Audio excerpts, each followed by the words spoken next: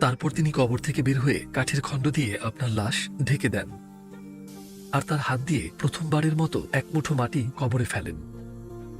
রূহ এর সবকিছুই দেখতে পায়, সবকিছুই। রূহ তার শরীর গোসল দেওয়া দেখে, জানাজার নামাজ পড়া দেখে, খাটিয়ায় কবরস্থান পর্যন্ত বহন করা দেখে, কে কে এসেছে, কি কি বলছে সবই শুনতে পায়। সবাই যখন কবরস্থান ছেড়ে চলে যেতে শুরু করে, রূহ তাদের পায়ের শব্দ শুনতে পায়।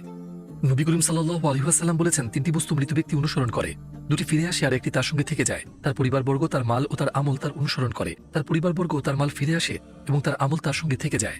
মৃত ব্যক্তি যদি ধার্মিক হন তাহলে তিনি চাইবেন তার দাফন কার্যক্রমে বেশি সময় না লাগুক, যত দ্রুত সম্ভব কবরে জীবনে শান্তি উপভোগ করতে তিনি উদ্গ্রীব হয়ে থাকেন। কিন্তু যদি সে পাপিষ্ঠ হয় তাহলে সে চায় দাফন কার্যক্রম শেষ হতে যেন অনেক সময় লাগে। যারা আপনার সঙ্গে কবর পর্যন্ত এসেছিল তারাও একসময় ফিরে চলে যায়। এবার আপনি সম্পূর্ণ একা। এখন আপনার বারজাখের জীবন শুরু হয়ে গেছে।